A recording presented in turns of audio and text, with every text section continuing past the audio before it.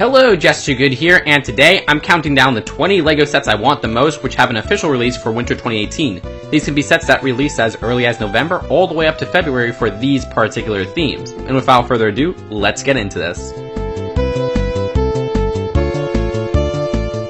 Starting off the list is the LEGO City Mining Starter Set, which is all I want from the LEGO City Mining sub-theme for 2018. It has the new pieces the sub-theme introduces, the rock and the spider, and some nice miner minifigs. I mean, it's no power miners, but for what it costs, only $10, I'm okay with that. I know, Minecraft on the most wanted list? What is this, Spring 2016? Well look, LEGO made a good choice. Cheap little battle packs are coming this time around. I like the style on Minecraft minifigures and always wish we got them in more cheap sets. Like, do more skin packs, please. Either way, this little battle pack has a zombie pigman, a design I always thought was cool but never had, the Wither Skeleton, who's another one I never had, Alex, and this little magma cube, which looks neat. Not only that, but it comes with a cute little playset. Now, I wish it was a little cheaper than $15, but I'll still take it. Next is a Harley Quinn Cannonball Attack, which isn't the best of the LEGO Batman movie sets in terms of the build, but it isn't bad. I'd say it's better than most of the Summer 2017 wave vehicles. The cannon is definitely the best part of the truck, and the two buildings are the only type of facades I appreciate. Simple and small street buildings. The inclusion of the Phantom Zone projector is neat for those who skipped the Arkham set like I did. Plus, the minifigure selection is pretty good. I love the Gentleman Ghost minifigure. That's the best in here. Crazy Quilt looks great besides his lack of arm printing, and I like how they switched stuff up with this Harley Quinn. I just wish the set was less than $50. $40 would have been perfect, and that Batgirl had an exclusive variant or something. What? 2 Minecraft sets on a wanted list? Yeah, it's the other battle pack called the Melon Farm. This has even more interesting pieces, the watermelons and the villager in a cheap set. And it's the cheapest way to get a creeper so far, all on top of a cute little play set. Cyborg's the only Brickhead showing up on this list, and for good reason. Out of all the first wave 2018 Brickhead sets, he's the only one that looks the most accurate and interesting. I love how they captured the half-human, half-robot physique. It's simple but executed perfectly. And this little blasting arm is awesome in Brickhead's form. Nice part usage with the gold bar pieces in light gray. Funny enough, his skin tone is more accurate here than the LEGO minifigure. Either way, I'll compensate with not getting the LEGO minifigure form of the DCEU Cyborg by getting the awesome Brickhead form.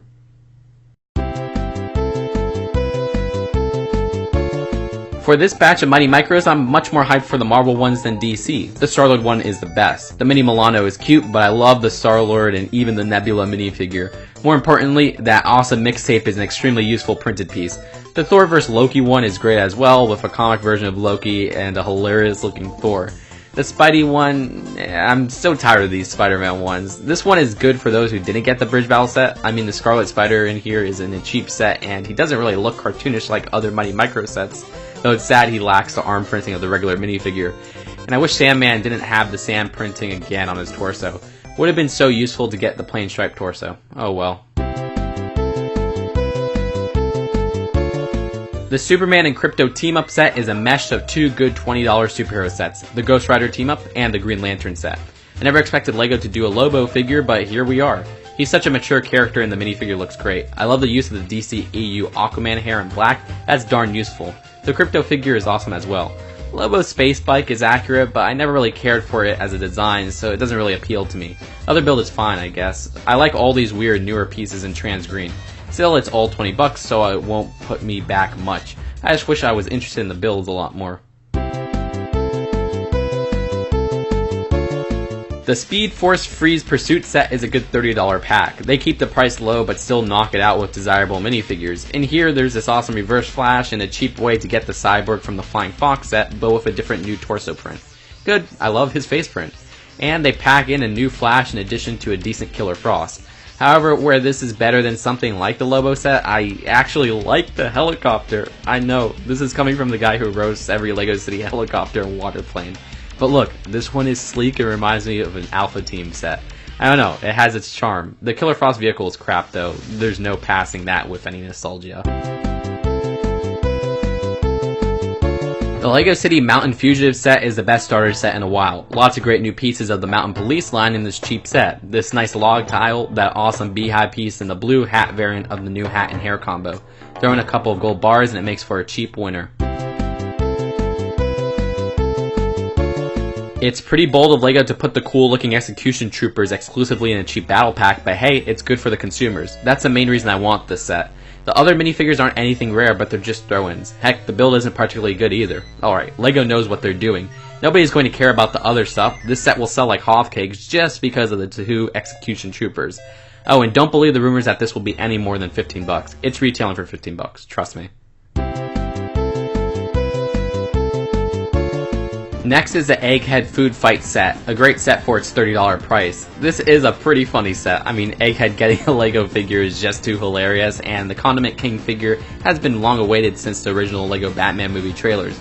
As I've said before, I wish they included the recolored LEGO squishy pieces the movie version of Condiment King had, but it's not the worst thing ever. But those colors would have also been incredibly useful. The minifig mech is a fresh take. I love when LEGO changes things up with their mechs, and this one has an incredibly unique, round, and cartoony feel. I guess you could say this set is pretty excellent. Okay, I'll show myself out. Garmadon's Volcano Lair harkens back to the LEGO Agents Volcano Lair more so than Jestro's Volcano Lair, and that's a good thing because I regretfully passed on the Agents Volcano Lair in 2008. This one is an open-faced volcano, and I love the structure of it all. There's this nice lava represented with trans orange, a computer lab, and of course the launching feature all the way up top. Not only that, but this set is loaded with great exclusive bad guys. Like, I don't know why they didn't pack these in with the other sets of this wave, but I guess they thought this would be a harder sell, being a play set and all. There's an exclusive sand green octopus man, this first General number 1, and this cookie looking GIT dude.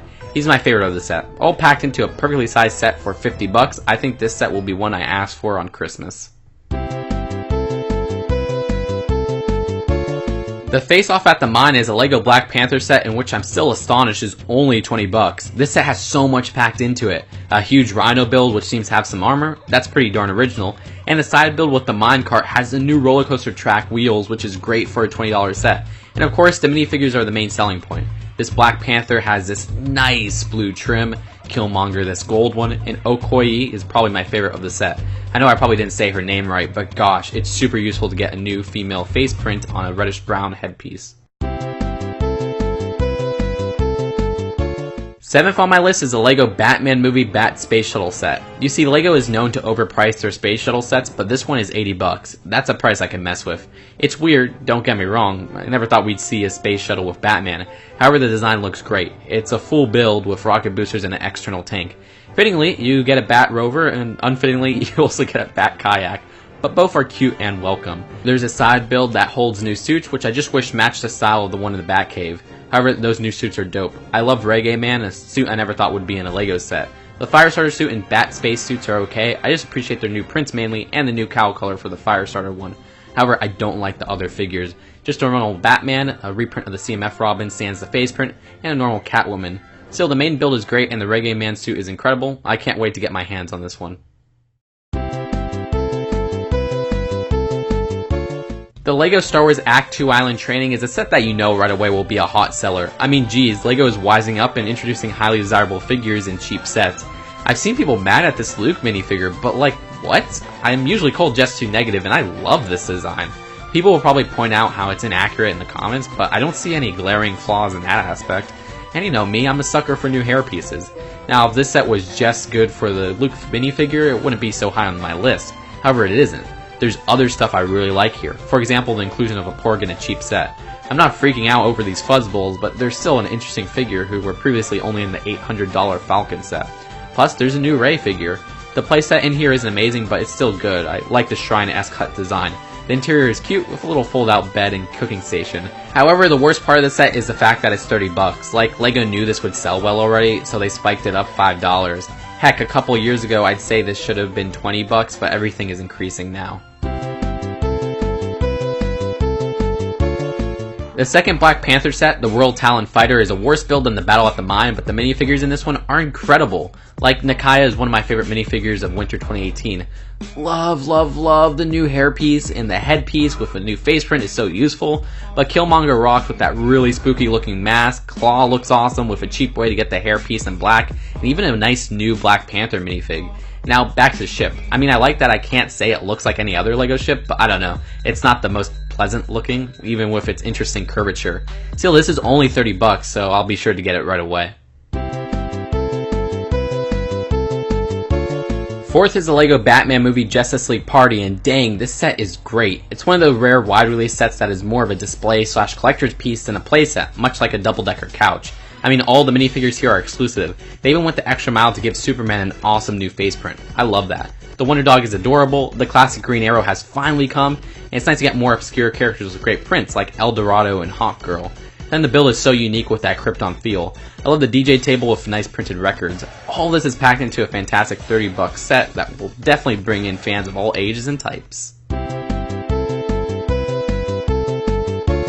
This is one of the sets that has already come out, and I'm just resisting the urge to get it to save up my money. You see, I have a backlog of DCs to build, so I know if I buy this one, I won't be building it for a while. But it has so many things I love in LEGO sets. It's a huge play set, it has a gorgeous lineup of exclusive minifigures, little Easter eggs, new pieces, and our first proper LEGO roller coaster. God, this one is just too amazing. Not only will it make a fantastic play piece, it will make a crazy display piece. It may not be the prettiest, but it's definitely one of the most creative sets out there. I made an extensive thoughts video on the new Downtown Diner set, but to sum it up easily, this is my favorite modular in around 3 years. It's a new take on modulars for sure, almost looking like it's from a different time period than the others. The pastelish colors give me this Paradisa / retro South Florida feel. I love the round design in parts like the front window, bottom level roof, and the inside encompasses all of those burger classic style diners like a Waffle House. It's complete with great little details like a jukebox, gumball machine, and even an upper level exercise room with a boxing ring. I'm only dissatisfied with the tan at the front and that they didn't keep the tradition of including classic style minifigure faces. Though the exclusive minifigures are dope, like the rocker guy with the singing face. All in all, this is the first modular I'm motivated to get right when it comes out with my Christmas money.